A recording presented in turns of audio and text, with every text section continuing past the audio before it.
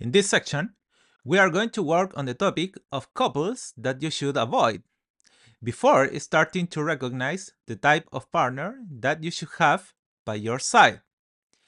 If I do this, it is because throughout these years, I have found that in the majority of my clients, this process occurs in which they fail to recognize the toxic partners they have had throughout their lives. And even in the present, in which they are consulting me, they do not realize that they follow this pattern. So the key here is to help you recognize the partners who hurt you. And this happens because the ideal would be for people to learn as soon as possible to recognize those partners who hurt them. But the problem is that no one educates us on this topic. And this happens because we are programmed to believe that most of the people we interact with are good. And because of this, we stop seeing that our potential partners come with their own conflicts, which at an unconscious level could lead them to hurt us without them realizing it. When they are indeed good people, but they are experiencing a psychic trauma that is activated under certain conditions.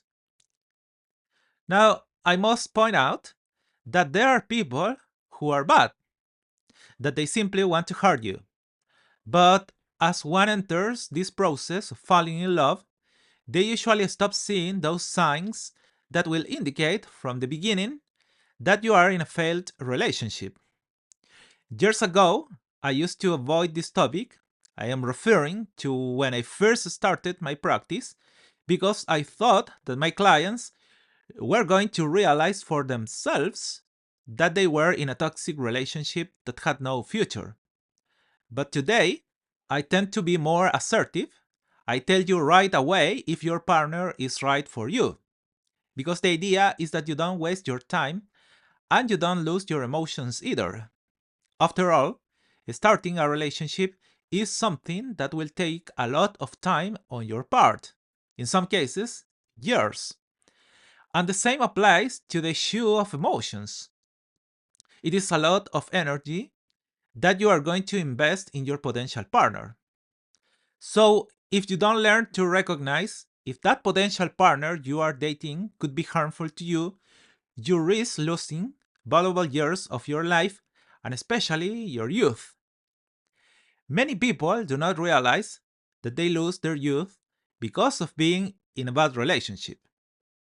They become older on a spiritual level, and with this, their body, their physical condition, and their health worsen as time goes by. Therefore, I am going to be as clear as possible here.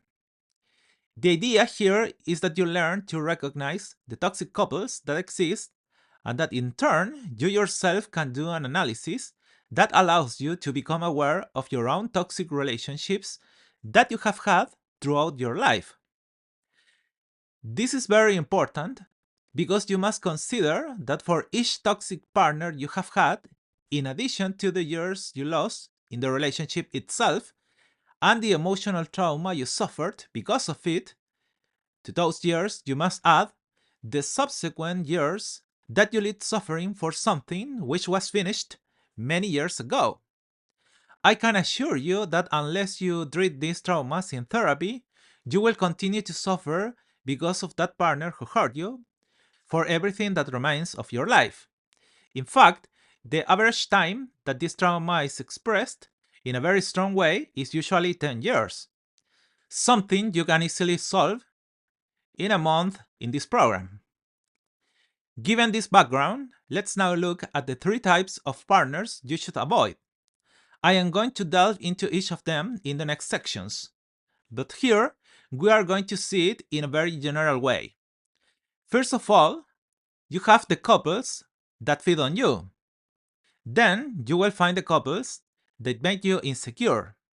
And thirdly, you should avoid partners who make your life worse.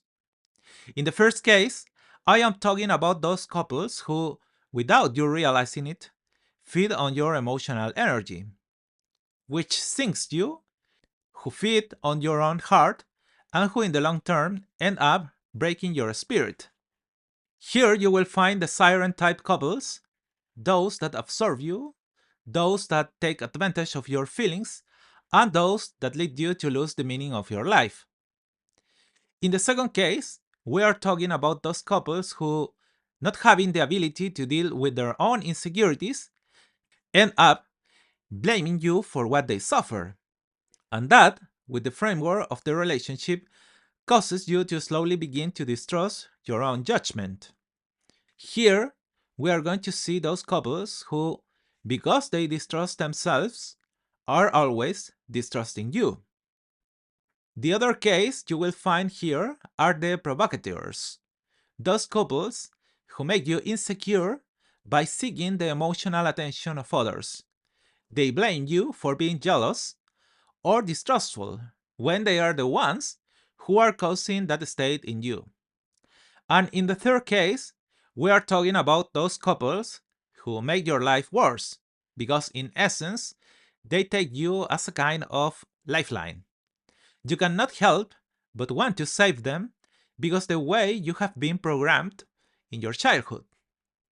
You believe that you should solve the lives of the people for whom you develop emotional feelings. These couples are those who have suffered a lot, or at least that's what they tell you, and who also carry too much emotional and family burden. In the corresponding section, we are going to see both cases. In the first, I am referring to those people who have families that are involved in your relationship. So you no longer end up having one girlfriend, but 10 or 20, when the family is very large. If you pay attention, in the end, you end up solving the family's problems. Each of these couples has its particularities that we will be exploring in the following sections. The idea, as always, is that you think about which category the couples that didn't work out for you fall into.